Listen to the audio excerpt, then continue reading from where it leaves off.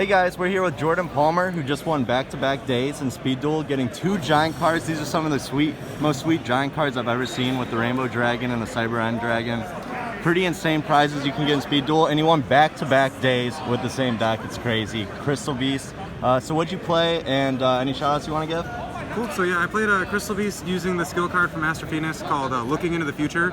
This skill, once per turn, lets me literally cheat and stack the top 3 cards in my deck. I get to rearrange them in any order, and the only stipulation is that I can't use a spell card. So getting to play a control deck with perfect knowledge is pretty good, and definitely lets you just kind of control the game. Definitely going to give a shout out to the team, missing TCG in a hot minute. But yeah, going into the deck, we played 3 Crystal Beast Sapphire Pegasus and 3 Crystal Beast Topaz Tiger for the main monster count. And then we supplemented that with 2 DD Warrior Lady and 1 Jinzo.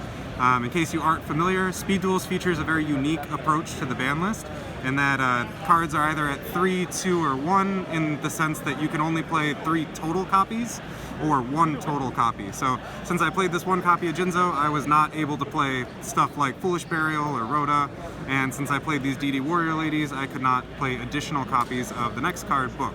So by playing these 3, I was not allowed to play a 3rd DD Warrior Lady. Definitely promotes some really interesting deck building. Definitely think it's really cool for the format. To round out the deck, I played 3 Crystal Conclave and 2 Crystal Raigeki for the Crystal Traps. They're the main reason we play the deck, just because Pegasus plus either of these cards is instantly live. Conclave is very absurd. It says if any of your Crystal Beast monsters are destroyed by battle or card effect, you can summon a new one from your deck. It also lets you send itself as a cost to target any Crystal Beast card you control and any other card on the field, and you get to just bounce them right back to the hand, which is really relevant, since most of the best decks are kind of like fusion based or summoning a boss monster based, and they don't really get to recover once it's sent back. And then Crystal Raigeki is just a 1-for-1 removal. There's very few spot destruction removal that affects both a monster and a spell and trap in this format, so it's just very versatile.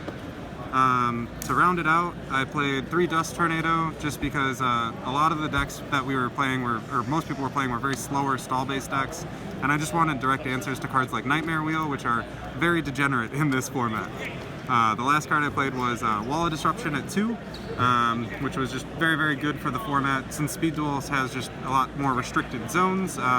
Whenever they have 2 monsters, getting to make both guys lose 16 is pretty relevant, and sometimes it can just let you randomly steal the game off of an attack declaration. Otherwise, that's kind of the main deck. For the side deck, I played 2 copies of Waking the Dragon. This card says if your opponent destroys it or banishes it, so even if they cosmic it as well, you get to summon any monster from your extra deck. This card won me like 3 different games. It was very huge.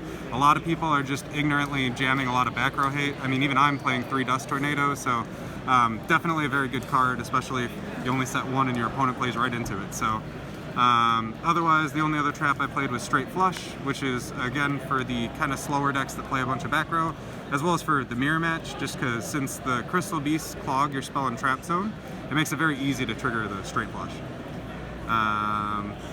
Next I had a Possessed Dark Soul, which this card's very cute and very fun. It lets you tribute it to take control permanently of all level 3 or lower monsters your opponent controls. Oh, that's crazy. One of the very good decks of this format, and it's actually the deck I played against in the finals day 2, is called Sprite Burn, and it's not the sprite from the TCG. It uses a Raging Flame Sprite and Amethyst Cat to attack directly. And since both those are level 3s and that's the only monster the deck plays, if you summon this guy and it resolves, you're taking some of their only monsters and they usually can't recover. I played a Lava Golem for if I was playing against the mirror match or anything that summoned like really big monsters. This deck has a lot of trouble with reach, getting over anything over 2,000 attack with Topaz. Otherwise, you're forced to answer it with like one of your traps.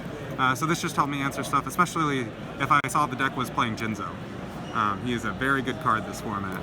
The last card I played was Golden Ladybug, which I only sided in once. It's strictly just for time. It says during your standby phase you can gain 500 life, and as we all know, time in Yu-Gi-Oh sucks, and I just didn't want to lose to it. That's a throwback. I remember playing that in Final Countdown like a long time ago. For the extra deck, these guys are all here just because they're Waking the Dragon targets.